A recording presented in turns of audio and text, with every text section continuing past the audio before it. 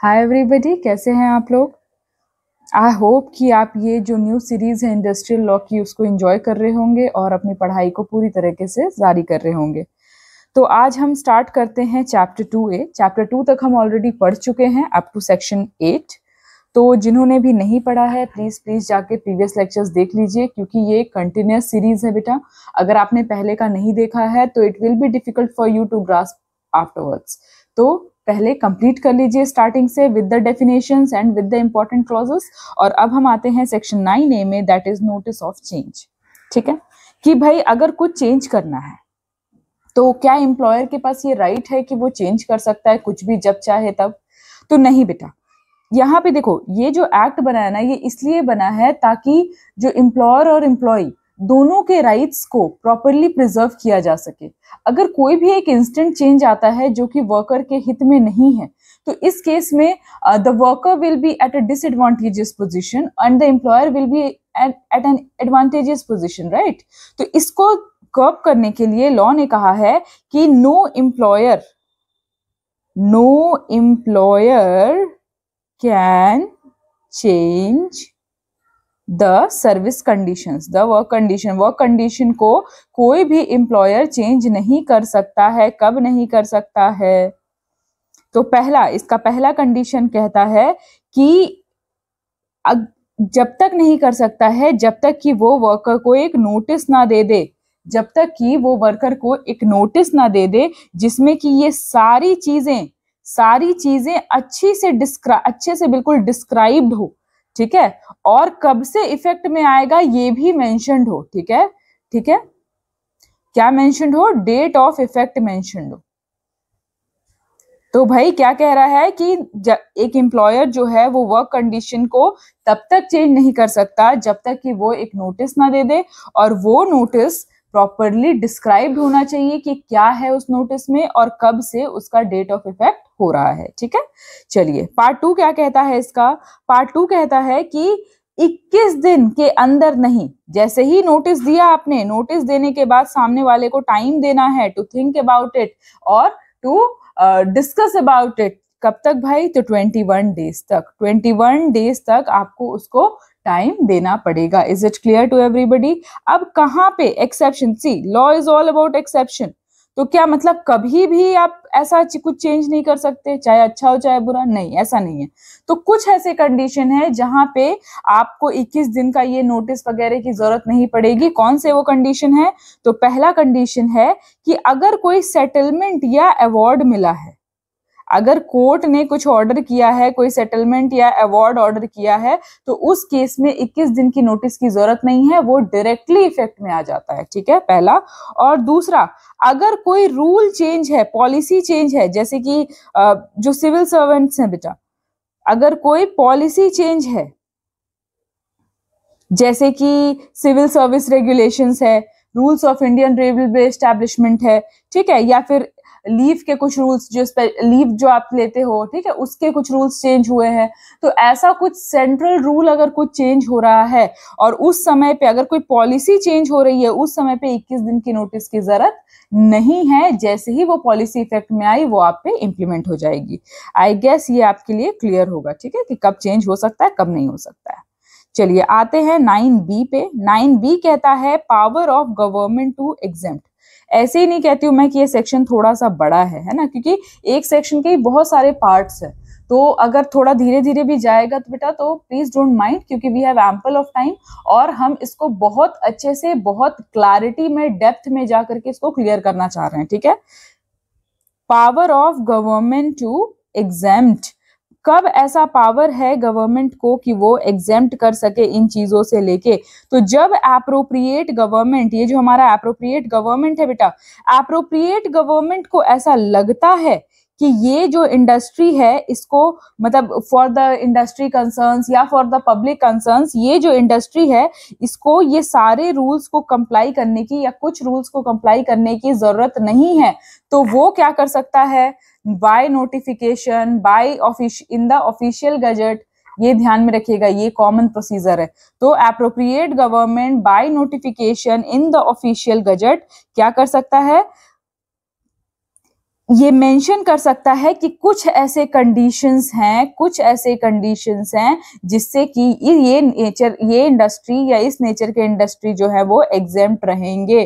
ठीक है, sorry spelling गलत हो गई, एक मिनट। क्या होंगे ये? एग्जेम्प्टेड रहेंगे। कुछ इंडस्ट्रीज या कुछ नेचर ऑफ इंडस्ट्रीज जो है वो एग्जेम्प्टेड रहेंगे। तो ये गवर्नमेंट के पास पावर है, पर उसको ये राइटिंग में देना पड़ेगा। ऐसा नहीं है कि मन किया और हमने पर्सनल बेनिफिट्स के लिए या पर्सनल गेन्स के लिए ऐसा कुछ कर दिया। It should be mentioned in the notification in the official gazette. और जब ये यहाँ पे मेंशन होता है ना बेटा, तो ये ऑलरेडी बहुत सारा चर्चा में, बहुत सारे क्वेश्चंस में आ जाता है। तो एप्रोप्रिएट गवर्नमेंट कुछ भी ऐसा जो सही नहीं है in the eyes of law ऐसा नहीं करती हैं जो कि एक लाइमलाइट में आए और उनकी एक बुरी छवि को मेंशन करे। ठीक है, चलिए आते हैं सेक्शन 9C में। Setting up of grievance redressal mechanism।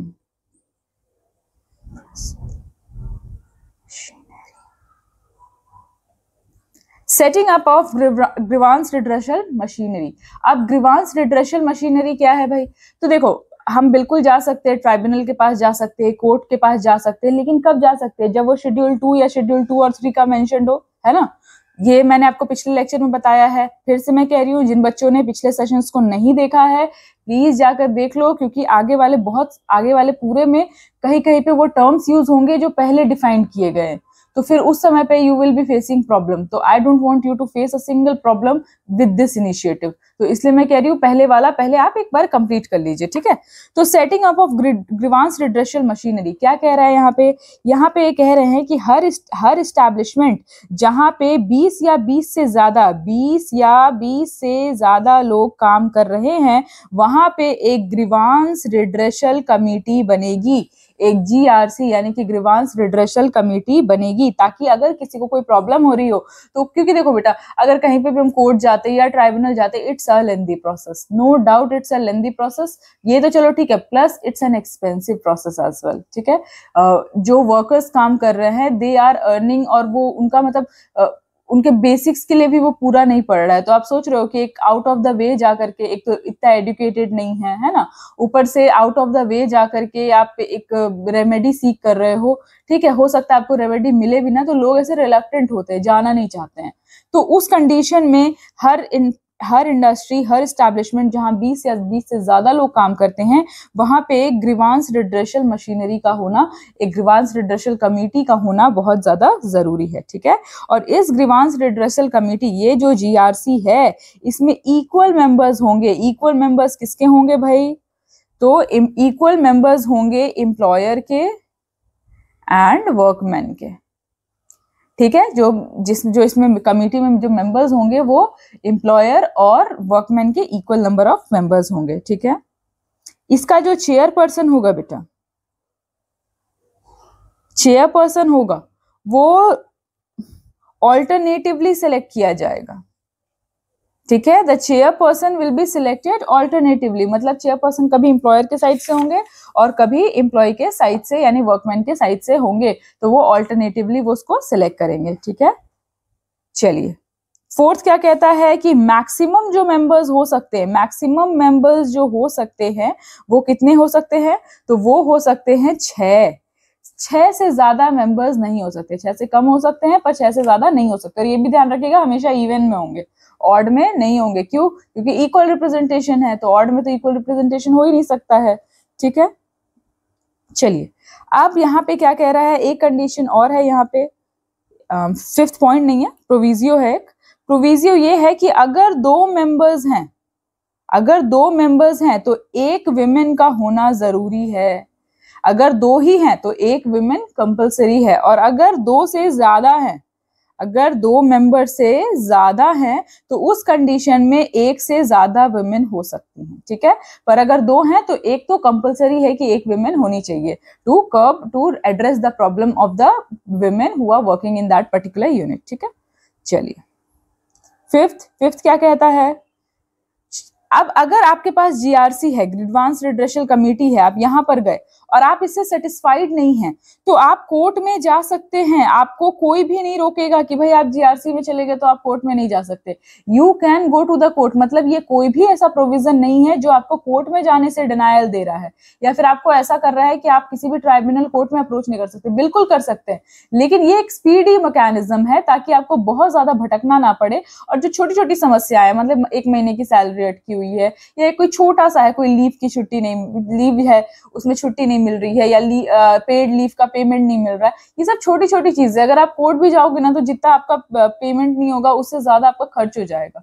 तो उस कंडीशन में ये छोटे छोटे से प्रॉब्लम्स है, उसको सॉल्व करने के लिए जीआरसी का गठन किया गया है। ठीक है, चलिए सिक्स पॉइंट क्या कहता है? 6 पॉइंट कहता है कि ये जो जीआरसी है बेटा, इसको अपनी प्रोसीडिंग्स कंप्लीट करनी है, कंप्लीट प्रोसीडिंग्स करनी है,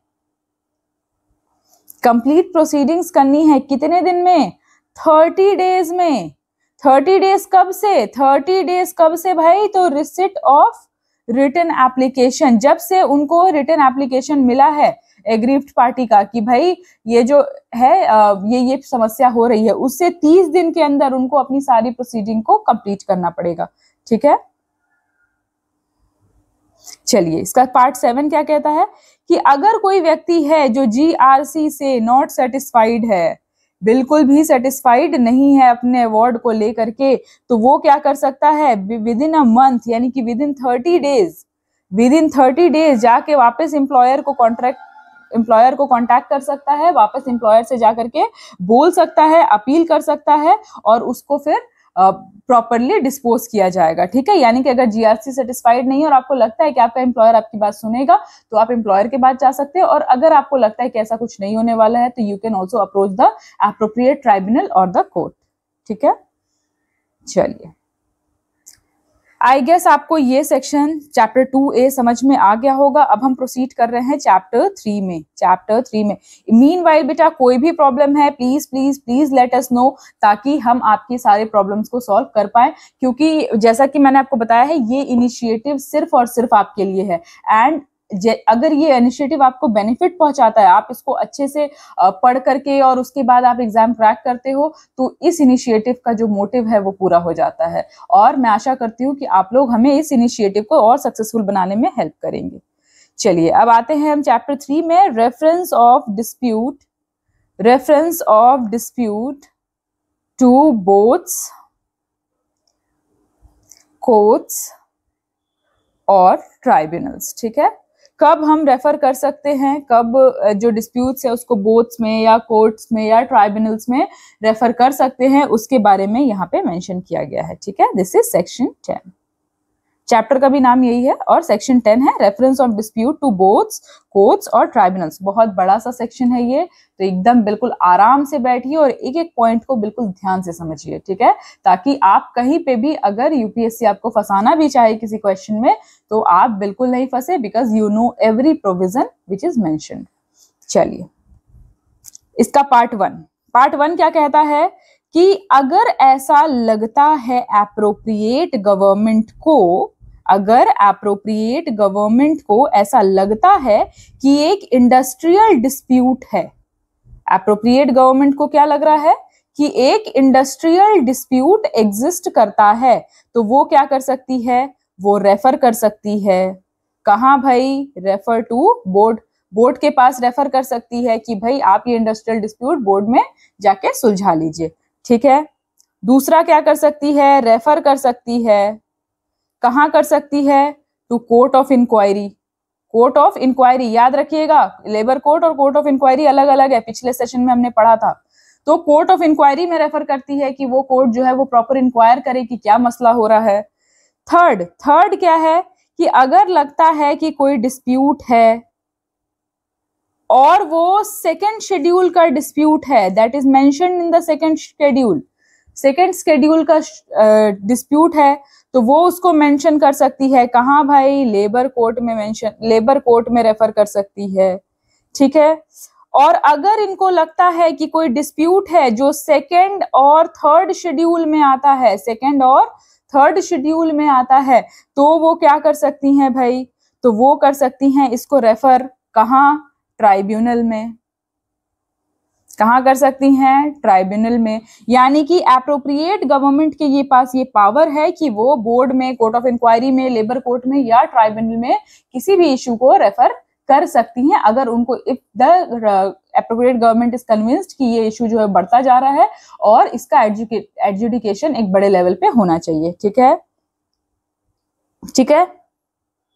चलिए, अब मैंने आपको बताया कि जब लेबर कोर्ट है, ठीक है, लेबर कोर्ट में या लेबर ट्राइब्यूनल में मेंशन करने के लिए सेकंड या थर्ड शेड्यूल में आना जरूरी है। लेकिन यहाँ पे एक प्रोविजियो है बेटा, क्या है? Provided that. क्या है प्रोवाइडेड दैट? प्रोवाइडेड दैट ये है कि अगर कोई मैटर है जो कि 100 लोगों को से ज्यादा को इफेक्ट कर रहा है, 100 वर्कमैन से ज्यादा को इफेक्ट कर रहा है, तो उसमें आपको सेकंड या थर्ड शेड्यूल में होने की जरूरत नहीं है। अगर उसमें आप मेंशन नहीं भी हो, फिर भी 100 से ज्यादा वर्कर को ये इफेक्ट कर रहा है, तो उस केस में आप कहां जा सकते हो? तो आप डायरेक्टली कोर्ट में जा सकते हो। आप डायरेक्टली कोर्ट में जा सकते हो। एप्रोप्रिएट गवर्नमेंट जो है वो डायरेक्टली रेफर कर देगी। इसके लिए आपको सेकंड या थर्ड शेड्यूल में होने की जरूरत नहीं है। अब अगर ऐसा कुछ क्वेश्चन आ जाता है तो जब तक आपने डिटेल में नहीं पढ़ा है, क्या आप इसका आंसर कर पाते? आप तो यही कहते कि नहीं भाई सेकंड थर्ड शेड्यूल में, क्योंकि आपने ऊपर ऊपर से पढ़ लिया, आधे घंटे में पूरा एक्ट खत्म कर लिया। तो आप क्या कहोगे कि सेकंड और थर्ड शेड्यूल में तो नहीं आता ये, तो मतलब तो फिर तो हम जा ही नहीं सकते कोर्ट में, because law is law. But law has exceptions and the exceptions are the favorite part of UPSC. तो make sure कि हम इस provided that exceptions को बहुत अच्छे से पढ़ें। ठीक है, चलिए चलिए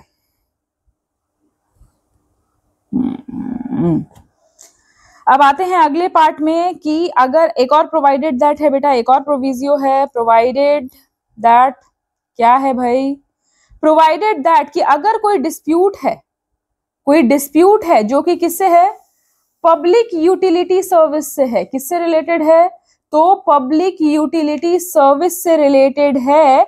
और सेक्शन 22 में इसका नोटिस भी दिया गया है। अभी आगे पढ़ेंगे सेक्शन 22 क्या है। ठीक है, तो अगर कोई पब्लिक यूटिलिटी सर्विस से अगर कोई इशू है तो उसमें भी क्या किया जा सकता है कि डायरेक्टली भेजा जा सकता है, डायरेक्टली भेजा जा सकता है कोर्ट में। क्यों? क्योंकि public utility services are important for the workman.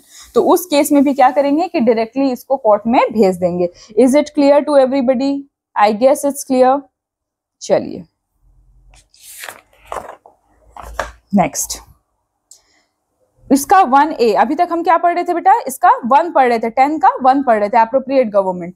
अब हम इसका 1A पढ़ेंगे कि मान लेते हैं कोई इंडस्ट्रियल डिस्प्यूट है। ठीक है, कोई इंडस्ट्रियल डिस्प्यूट है। जाहिर सी बात है अभी हम इंडस्ट्रियल डिस्प्यूट के बारे में ही पढ़ रहे हैं। ठीक है, मीनवाइल आप मुझे बताइएगा कितने टाइप के इंडस्ट्रियल डिस्प्यूट होते हैं। मैंने पिछले लेक्चर में भी पूछा था और अभी भी पूछ रही हूँ कि मुझे बताइए कि कितने तरह के इंडस्ट्रियल डिस्प्यूट एग्जिस्ट करते हैं, क्योंकि हम बार बार इंडस्ट्रियल डिस्प्यूट पढ़ रहे हैं, पता चला यही नहीं पता है ना। तो वो तो वही बात हो गई कि पूरी कहानी खत्म हो गई और हम पूछ रहे हैं कि मेन कैरेक्टर ही कौन था। तो इंडस्ट्रियल डिस्प्यूट क्या है? अगर कोई इंडस्ट्रियल डिस्प्यूट है बेटा और वहां पे कोई मैटर है जो कि नेशनल इंपॉर्टेंस का है, किसका है? नेशनल इंपॉर्टेंस का है, या फिर 2 और मोर स्टेट्स आर इन्वॉल्व, 2 और मोर स्टेट्स आर इन्वॉल्व, 2 या 2 से ज्यादा स्टेट जो है वो इन्वॉल्व है। उस केस में द सेंट्रल गवर्नमेंट, कौन? Central government. हो सकता है कि एप्रोप्रिएट गवर्नमेंट हो, एप्रोप्रिएट गवर्नमेंट हो सकता है सेंट्रल गवर्नमेंट एप्रोप्रिएट गवर्नमेंट ना हो सकता है कि स्टेट गवर्नमेंट है एप्रोप्रिएट गवर्नमेंट। उसमें भी अगर 2 या 2 से ज्यादा स्टेट इन्वॉल्व हैं तो सेंट्रल गवर्नमेंट उसको कहां भेज सकती है? नेशनल ट्राइब्यूनल के पास भेज सकती है। कहां भेज सकती है? नेशनल ट्राइब्यूनल के पास। नेशनल ट्राइब्यूनल के पास इंपॉर्टेंट मैटर्स जाते हैं। ठीक है, भले वो सेकंड थर्ड शेड्यूल में आए अथवा ना आए, अगर वो मैटर नेशनल इंपॉर्टेंस का है, फर्स्ट थिंग, और सेकंड क्या है कि वो 2 या 2 से ज्यादा स्टेट को अफेक्ट करता है, उस कंडीशन में they can, the central government can send it to the national tribunal. I guess it's very very clear to you. ठीक है, चलिए आगे बढ़ते हैं। चलिए इसका पार्ट 2 क्या कहता है कि अगर इंडस्ट्रियल डिस्प्यूट है और जो पार्टीज है वो क्या कर रही है बेटा? जॉइंटली प्रे कर रही है। क्या कर रही है? जॉइंटली प्रे कर रही है to reference of dispute to court और ट्राइब्यूनल। अगर जॉइंटली प्रे कर रही है कि हमारे डिस्प्यूट को मतलब जो है हमारा आर्बिट्रेशन वगैरह से हम सुलझा नहीं पाएंगे और हमें कोर्ट या ट्राइब्यूनल जाना है और एप्रोप्रिएट गवर्नमेंट को ये सही लगता है, तो एप्रोप्रिएट गवर्नमेंट इसको क्या कर सकती है, जाके ट्राइब्यूनल या कोर्ट में भेज सकती है। Appropriate government has the power to do so. Is it clear to everybody? I guess सबको समझ में आ गया होगा। चलिए ठीक है। अब देखिए 2A क्या कहता है? 2A कहता है कि एप्रोप्रिएट गवर्नमेंट ने भेज तो दिया लेकिन वो स्पेसिफाई भी करेगी, स्पेसिफाई द टाइम लिमिट को भी स्पेसिफाई करेगी बेटा। ऐसा नहीं है कि सिर्फ भेज दिया और काम चल रहा है बिल्कुल एकदम चींटी की चाल से, बिल्कुल नहीं। अगर एप्रोप्रिएट गवर्नमेंट ने भेजा है किसी को ज्वाइंटली प्रे करने पे, तो वो टाइम भी स्पेसिफाई करेगी कि कितने टाइम में ये खत्म हो जाएगा। और अगर ये मैटर किसी इंडिविजुअल वर्कमैन से रिलेटेड है, अगर ये मैटर किसी इंडिविजुअल वर्कमैन से रिलेटेड है, तो मैक्सिमम टाइम कितना हो सकता है? मैक्सिमम टाइम हो सकता है 3 मंथ्स, उससे ज्यादा नहीं। क्योंकि आपको पता है ये वर्कर्स है ना, तो इतना सारा अगर एडजुडिकेशन में टाइम लगेगा तो हो सकता है वो कोर्ट जाने में रिलक्टेंट हो जाएंगे, है ना। तो इसलिए क्या किया जाएगा कि मैक्सिमम टाइम रखा है कि 3 महीने। अगर किसी एक इंसान का एग्री पार्टी है तो 3 महीने, और अगर ज्यादा लोग हैं तो हो सकता है कि उसको एनालाइज करने में, उसमें एक सोल्यूशन में आने में थोड़ा टाइम लग जाए। ठीक है, चलिए।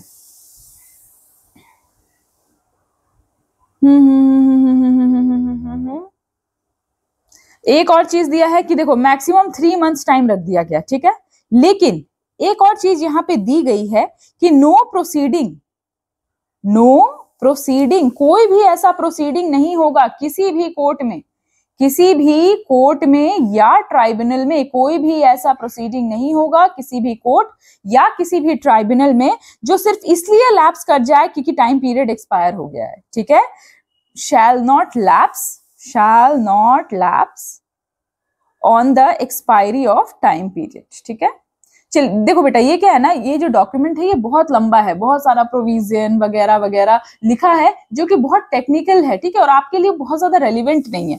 तो मैं आपको स्पेशली वो सारा कुछ निकाल के पढ़ा रही हूँ जो कि यूपीएससी का एक फेवरेट पॉइंट भी है और आपको थोरो अंडरस्टैंडिंग के लिए जरूरी है। जहां पे थोड़ा भी रेपिटेशन लग रहा है, एक आध क्लॉज मतलब एक आध प्रोविजियो, वहां पे मैं उसको मतलब वो चीज मैं छोड़ दे रही हूँ क्योंकि वो आपके लिए इंपॉर्टेंट भी नहीं है और बहुत ज्यादा लेंदी हो जाएगा। और मुझे भी पता है कि आपको बहुत सारे सब्जेक्ट पढ़ने हैं, तो अगर जो चीज रेलिवेंट नहीं है उसको बहुत ज्यादा लेंदी करके कोई फायदा नहीं है ना। तो और ये चीज आपको कब पता लगेगी, जब आप अपने हाथ में बेयर एक्ट उठाओगे। इसलिए मैं बार बार कहती हूँ बेटा कि please have a bare act with you. और जिन बच्चों को मतलब बच्चों ने कमेंट करा है कि भाई कुछ बच्चे ऐसे हैं जिनको बेयर एक्ट नहीं मिल रहा है, तो बेटा पहली चीज तो आप बेयर एक्ट को जाके शॉप से खरीद सकते हो। ठीक है, आप जाकर के बेयर एक्ट ले लो, एक मार्केट से कहीं पे भी मिल जाएगा, किसी भी लॉ बुक्स की दुकान में मिल जाएगा and it's not very expensive.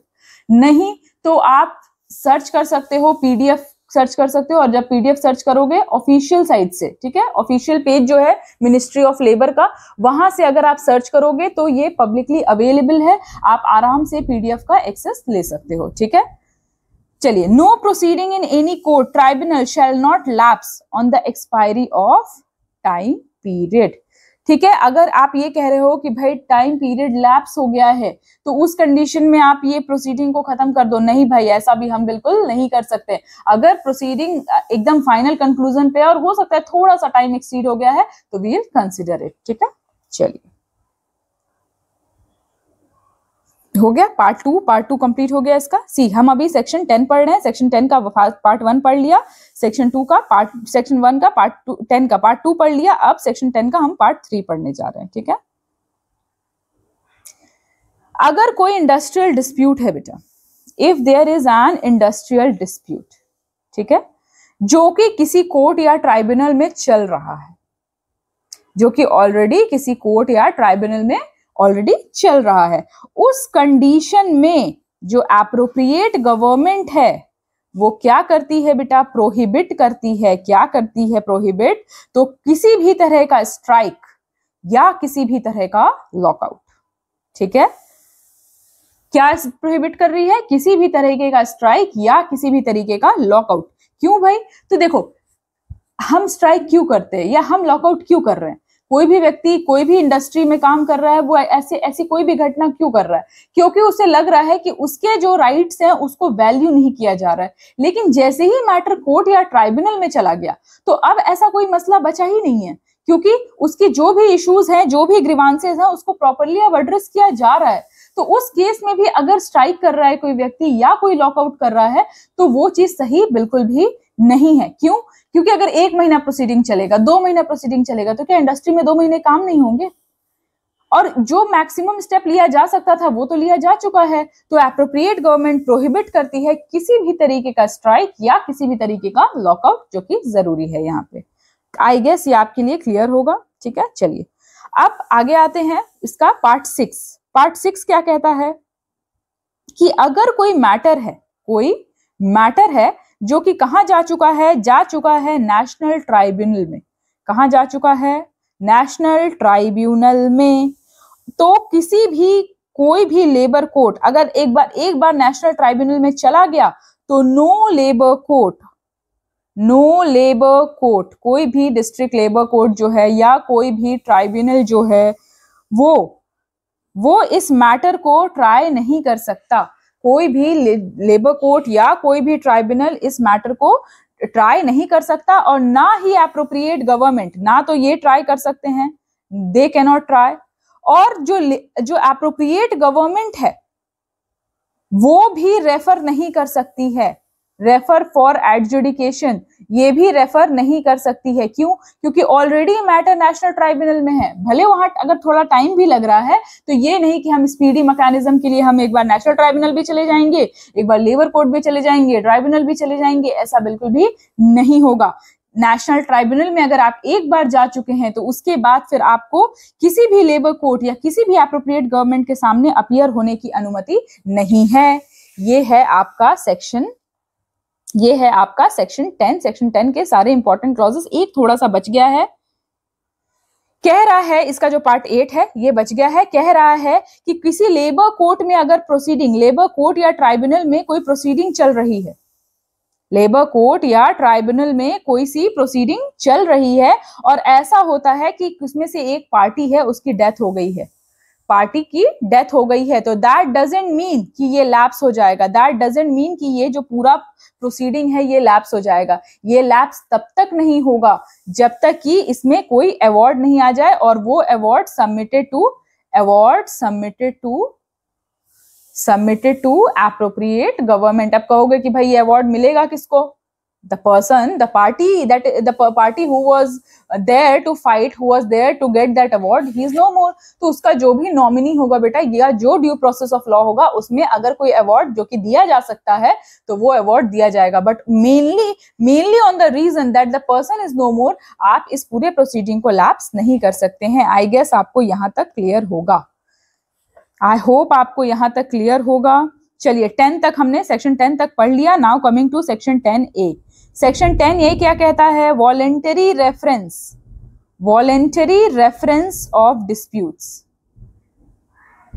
देखो अभी तक क्या पढ़ रहे थे हम? कंपल्सरी रेफरेंस पढ़ रहे थे। किस सिचुएशन में ये जो है ये डिस्प्यूट जो है वो कोर्ट में चला जाएगा, है ना। अब हम पढ़ेंगे कि कहां पे हम आर्बिट्रेशन में जा सकते हैं, मतलब कि हमको कोर्ट जाने की जरूरत नहीं पड़ेगी, हम डायरेक्ट आर्बिट्रेशन में जा करके तुरंत अपनी स्पीडी रेमेडी को अवेल कर सकते हैं। अब बात आता है आर्बिट्रेशन क्या है, तो ये मैंने बहुत डिटेल में पार्ट 1 में समझाया है। तो जिन्होंने भी पढ़ा है वो मुझे बताएंगे, वो मुझे कमेंट सेक्शन में बताएंगे कि भाई आर्बिट्रेशन क्या होता है ना। It's a part of alternative dispute resolution.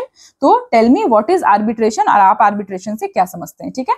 तो आर्बिट्रेशन पहले भी मैंने बताया है मध्यस्थता, यानी कि दो पार्टीज के बीच में एक कॉमन ग्राउंड पे पहुंच जाना, दैट इज आर्बिट्रेशन। तो कब हम आर्बिट्रेशन में जा सकते हैं? चलिए पहला पॉइंट है इसका, कभी भी कोई भी इंडस्ट्रियल डिस्प्यूट है, ठीक है, और दोनों जो एम्प्लॉयर और वर्कमैन हैं, दोनों एम्प्लॉयर एंड वर्कमैन दोनों म्यूचुअली अग्री कर रहे हैं, they are mutually agreeing, they agree to go for arbitration. अगर ये दोनों अग्री कर रहे हैं कि भाई हम आर्बिट्रेशन पे जाना चाहते हैं, तो फिर ये क्या कर सकते हैं, आर्बिट्रेशन पे जा सकते हैं। लेकिन लेकिन लेकिन अगर वो ऑलरेडी किसी कोर्ट में चले गए हैं, if they are already in a court, तब फिर नहीं जा सकते। उनको अगर वो कोर्ट में नहीं गए, कोर्ट से पहले का प्रोसीजर है बेटा, एडीआर, जितने भी एडीआर के मैकेनिज्म्स हैं वो सब कोर्ट से पहले के प्रोसीजर्स हैं। तो अगर आप कोर्ट में ऑलरेडी हो तो उसके बाद फिर आप आर्बिट्रेशन के लिए नहीं जा सकते हो, ठीक है। उसके बाद क्या कर सकते हो, मतलब जब तक आप पहले हो तब तक आप क्या कर सकते हो कि भाई रिटन एग्रीमेंट के थ्रू, वाया रिटन अग्रीमेंट आप आर्बिट्रेशन में अप्रोच कर सकते हो। Is it clear? ठीक है। अब सेकंड, इसका सेकंड पार्ट क्या कहता है? सेकंड क्या, इसका 1A है, ये 1 था, दिस इज 1A। अगर इवन नंबर ऑफ आर्बिट्रेटर्स हैं, इवन नंबर ऑफ आर्बिट्रेटर्स हैं, if there are even number of arbitrators, तो उस केस में there will be an umpire, है ना। वो क्रिकेट वाले अंपायर नहीं, यहाँ पे अंपायर हैं जो कि फाइनल डिसीजन देते हैं, ठीक है। हमने फर्स्ट पार्ट में डेफिनेशंस में ये पढ़ा है। क्या पढ़ा है हमने फर्स्ट पार्ट में, जरा देखें क्या पढ़ा है। आई गेस आपको भी याद होगा, पर मैं एग्जैक्ट लाइन पढ़ना चाह रही हूँ कि जस्ट अ सेकेंड कहाँ पे पढ़ा है, कहाँ पे पढ़ा है, कहीं पे तो पढ़ा है, याद नहीं आ रहा मुझे। हाँ, AA, arbitrator includes and umpire, ठीक है। तो आर्बिट्रेटर जो है वो अंपायर को भी इंक्लूड करता है। अब अंपायर क्रिकेट वाले अंपायर नहीं, यहाँ पे अंपायर कौन है, जो अगर इवन नंबर ऑफ आर्बिट्रेटर्स होंगे तो एक व्यक्ति जो कि अगर इन केस ऑफ डिस्प्यूट होता है, इन केस ऑफ टाई होता है, तो उस केस में एक अपना वोट दे सके, ठीक है। He is the umpire. चलिए, कमिंग टू पार्ट 2। पार्ट 2 क्या कहता है कि जो भी आर्बिट्रेशन है, एग्रीमेंट है बेटा, मान लेते हैं कि कोई दो लोग हैं, आर्बिट्रेशन में गए हैं और वहां पे उन्होंने एक आर्बिट्रेशन अग्रीमेंट, मतलब कि एक कॉमन पॉइंट पे पहुंच गए, तो they will be signing N arbitration agreement, है ना, साइंड बाय द पार्टीज होगा। क्योंकि ऐसा नहीं लगना चाहिए कि भाई ये फोर्सफुल है, या फिर बाद में वो क्लेम करें कि भाई नहीं हमें तो जबरदस्ती करा, जबरदस्ती ये कंक्लूजन पे ले आए। नहीं, both the parties will sign to the agreement and that will be properly submitted, ठीक है। चलिए, ये जो कॉपी है बेटा, कॉपी ऑफ अग्रीमेंट, ये जो अग्रीमेंट, आर्बिट्रेशन अग्रीमेंट बना, इसकी जो कॉपी है ये दिया जाएगा किसको भाई, एप्रोप्रिएट गवर्नमेंट को दिया जाएगा। कितने दिनों में? विद इन 1 मंथ, एक दिन में, कब, सॉरी 1 महीने में, ठीक है। जब से ये आर्बिट्रेशन अग्रीमेंट बना, उसके 1 महीने के अंदर एप्रोप्रिएट गवर्नमेंट को मेंशन किया जाएगा और इसको पब्लिश भी कराया जाएगा, meanwhile publish in the official gazette, ठीक है। क्यों? क्योंकि कुछ भी ऐसा नहीं होना चाहिए कि बाद में वो क्वेश्चनेबल हो जाए, तो that will be published in the official gazette, ठीक है। ठीक है, चलिए अब इसका पार्ट 3A क्या कहता है। पार्ट 3 ये कहता है कि मान लेते हैं आर्बिट्रेशन हो रहा है, ठीक है, जिसमें कि पार्टी A है और पार्टी B है, ठीक है। आर्बिट्रेशन हो रहा है, पार्टी A है और पार्टी B है, लेकिन कोई ऐसा पार्टी C है जो यहाँ पे इन्वॉल्व है लेकिन पार्टी नहीं बन पाया है, तो यहाँ पे इनको भी राइट दिया जाएगा कि ये भी डिस्प्यूट में जाकर के अपने पॉइंट्स को रख सकते हैं। यानी कि द एम्प्लॉयर और द वर्कमैन जो कि इस डिस्प्यूट के पार्टी नहीं है पर उनके कुछ रेलिवेंट पॉइंट्स हैं, तो उनको भी यहाँ पे मेंशन किया जाएगा, ठीक है। That is section 3A। चलिए अगला पार्ट 4 क्या कहता है कि जो आर्बिट्रेटर्स हैं या आर्बिट्रेटर या तो एक या तो बहुत सारे, जो आर्बिट्रेटर हैं वो इन्वेस्टिगेट करेंगे डिस्प्यूट को, है ना, प्रॉपरली उसको देखेंगे, डिस्प्यूट को इन्वेस्टिगेट करेंगे और एप्रोप्रिएट रिवॉर्ड जो है वो गवर्नमेंट को सबमिट करेंगे। अभी हमने पढ़ा है, गवर्नमेंट को क्या करेंगे, सबमिट करेंगे कि क्या उन्होंने पाया, ठीक है, और वो साइन किया रहेगा। That document will be signed by arbitrators. ऐसा नहीं है कि बस भेज दिए और जब लायबिलिटी लेने की बारी आई, जब रिस्पॉन्सिबिलिटी लेने की बारी आई तो कहा कि नहीं भाई हमने तो किया ही नहीं साइन। तो that will be signed by all the arbitrators, ताकि वो उनपे जो ओनस है वो उस समय तक अवेलेबल रहे, ठीक है। चलिए अब इसमें जो देखो बेटा, आर्बिट्रेशन सिर्फ इस एक्ट में नहीं होता, आर्बिट्रेशन बहुत सारी जगह पे होता है, ठीक है। और वो सब गवर्न किससे हो रहा है भाई, तो आर्बिट्रेशन एक्ट 1940 से गवर्न हो रहा है, ठीक। आर्बिट्रेशन एक्ट 1940 से गवर्न हो रहा है, लेकिन इस एक्ट में जो भी आर्बिट्रेशन हो रहा है वो इस एक्ट से गवर्न नहीं होगा। ये ध्यान में रखिएगा that arbitration act 1940 will not apply to the conditions of this section. Is it clear to everybody? I hope ये आपको अच्छे से क्लियर हो गया होगा, है ना बेटा। अगर कोई डाउट भी आ रहा है तो प्लीज आप इसको पूछ लीजिए। आज हमने सेक्शन 9 और 10 कवर किया है। देखने में तो लग रहा होगा कि भाई बहुत थोड़ा सा 2 सेक्शन कवर हुए हैं, मतलब एक पूरे लेक्चर में 2 सेक्शन कवर हुए हैं, पर there are lot of sections in this. इसमें बहुत सारे पार्ट्स हैं और इसकी क्लैरिटी होना ये one of the most important section है आईडी एक्ट का। इंडस्ट्रियल डिस्प्यूट एक्ट का सबसे ज्यादा जरूरी सेक्शन है, तो इसको हमने बिल्कुल डिटेल में कवर किया है। अब मिलते हैं अगले लेक्चर में आगे इसके साथ, ठीक है। जब तक पढ़ते रहिए और जल्दी से ऑफिसर बनिए। Till then bye bye.